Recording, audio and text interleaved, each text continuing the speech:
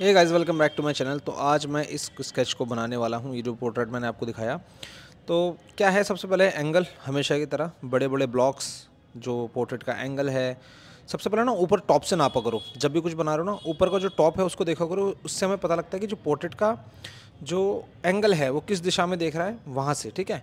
और फिर उसको ध्यान में रखते हुए सारी चीज़ों को नापा करो। सबसे पहले जो माथा है, माथे के ऊपर वाली लाइन, उसके बाद में आँखों की लाइन, उसके बाद में नाक की लाइन, उसके बाद में लिप्स की लाइन, और उसके बाद में सारी लाइन मतलब एक एक चीज़ का ध्यान रखना है भाई। ओके, आँखों का जो डायरेक्शन है वो किस तरीके से, जो शेडो का डायरेक्शन है वो किस तरीके से है, जो बोन्स का डायरेक्शन है वो किस तरीके से है।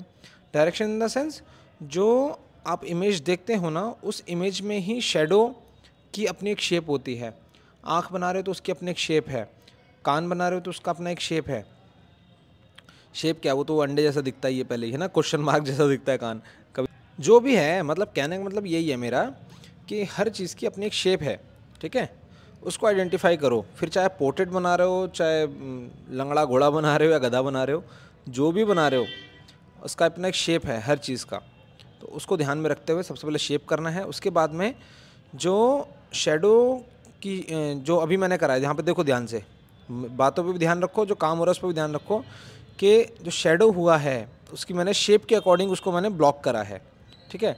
अब इस ब्लॉक के अंदर कौन सा ब्लॉक डार्क है, कौन सा ब्लॉक लाइट है, ठीक है, और इसके अंदर क्या क्या चीज़ें हैं। जैसे यहाँ पर आँख है तो मैंने आँख की एक शेप बना दिया अंदर, लेकिन ये अगर पॉइंट आप देखोगे ना तो आपको पता लगेगा कि ये वाला एरिया जो है डार्क है बाकी सारे एरिया से। तो मैं जितना डार्क इस वाले एरिया को करूँगा ना, उतना डार्क मैं और कहीं नहीं करने वाला हूँ। ओके, वो इमेज के अकॉर्डिंग देखना पड़ता है कि इमेज में जैसा दिखे आपको उसके अकॉर्डिंग चलना पड़ता है। कभी कभी होता है चीज़ों को थोड़ा सा इन्हेंस और कर सकते हो आप, अपनी तरफ से थोड़ा बहुत उसमें मॉडिफाई कर सकते हो, but according to the image हमें वैसे ही चलना पड़ता है।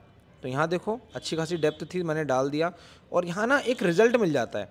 कभी भी आप कुछ वैसे स्केच कर रहे हो, कुछ बना रहे हो ना, कोई पोर्ट्रेट बना रहे हो, एटलीस्ट आँख बना लो एक बार, उसमें ना डिटेल पता लग जाती है कि आपको कितनी डिटेल देनी है पूरे स्केच के अंदर। आँखों में जितनी इंटेंसिटी और जितना इफ़ेक्ट है अच्छा वो दिखाओगे, उससे बहुत इफेक्ट क्रिएट होता है। मतलब पूरे पोर्ट्रेट में सबसे पहले आँख पे ही नज़र जाती है। ओके, ऐसा मैंने सुना है और शायद फील भी किया है कि जब हम किसी चेहरे को देखते हैं तो सबसे पहले आँखों की तरफ ही, आई कांटेक्ट जिसको हम बोलते हैं, वहाँ पर ही निगाह जाती है, नज़र जाती है।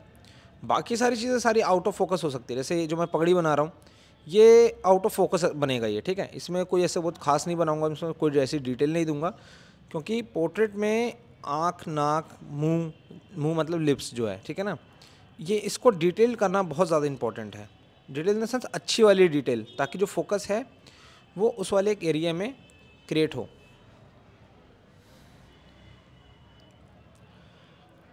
अभी क्या है, यहाँ पर जो भी काम चल रहा है ना, ये सारा इमेज के अकॉर्डिंग ही चल रहा है, ठीक है।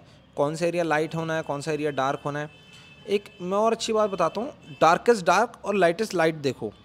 देखो कि सबसे ज़्यादा लाइट जो है वो पोर्ट्रेट में कहाँ पर पड़ रही है, और देखो सबसे ज़्यादा डार्क जो है वो पोर्ट्रेट में कहाँ पर है। मोस्टली आँखों में और बाल में होता है, लेकिन ये बूढ़े बाबा जी के जो बाल हैं वो सफ़ेदी हो गई है ना भाई, बालों में बूढ़े हो गए, अभी तो सफ़ेद हो गए, सबके हो जाएंगे, जो सुन रहा है उसके भी हो जाएंगे, ठीक है। हाँ, तो उसको ध्यान में रखना है कि बाल जो डार्क हैं वो कितने डार्क हैं, अगर लाइट हैं तो कितने लाइट हैं, ओके ना। और डेप्थ जैसे मैं बताया, अभी देखो जब मैं काम कर रहा हूँ ना, ये मैं जब मैं काम कर रहा था ना तब भी ये सोच रहा था कि ये बात बताऊँगा, क्योंकि उस समय मैं यही सोच रहा था कि यहाँ पर देखो मैं कितना डार्क कर रहा हूँ काम करते वक्त, और कितना लाइट छोड़ रहा हूँ।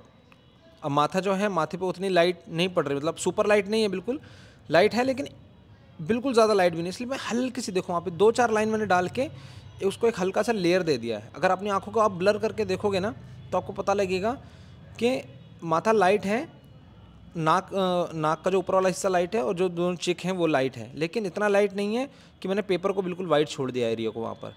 ऐसा ज़्यादातर लोग यही करते हैं, इसीलिए हम लोग कहते हैं कि डेप्थ डालो अपने काम में, जो है डार्क करो, ठीक है। अब कुछ लोग डार्क करेंगे तो इतना डार्क कर देंगे कि जय माता दी, तो भाई इतना डार्क भी नहीं करना है, थोड़ा ध्यान में रखो, ध्यान से करो, जिससे देखो मैं कर रहा हूँ ऐसे ही करो।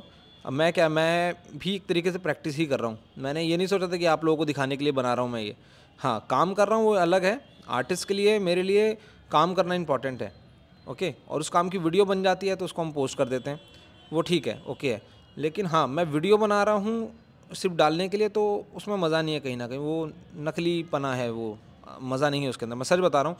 इसीलिए लोग बोलते हैं कि सर ऐसी वीडियो डालो, ऐसी वीडियो बना के डालो, ऐसी वीडियो बना के डालो। वो जब मेरे को अंदर से आएगा ना दोस्त, वो बन जाएगी, ठीक है, और दिल से बनेगी। फिर ऐसे ऊपर ऊपर लेवल से नहीं बनाऊंगा फालतू में, दिल से बना के डालूंगा। क्योंकि काम इतना ज़्यादा हो जाता है ना कभी कभी मेरे लिए, अपने लिए, तो यूट्यूब वीडियो बना पाना मतलब रोज़ डालना उसको बहुत मुश्किल है यार। तो आप लोगों के लिए इतनी मेहनत कर रहा हूँ मैं, आप लोगों के लिए, मैं खुद के लिए ही कर रहा हूँ यार, ठीक है। कोई किसी के लिए काम नहीं करता, हर कोई अपने पर्सनल के लिए ही काम करता है। तो मैं भी यार यही एडवाइस करूँगा, काम करते रहो, बढ़िया से रहो। और आपको ये वीडियो पसंद आई हो तो लाइक शेयर एंड सब्सक्राइब कर दीजिएगा। मिलते हैं नेक्स्ट वीडियो में। Thank you so much for watching and क्या करना बोलना पड़ेगा, बाय।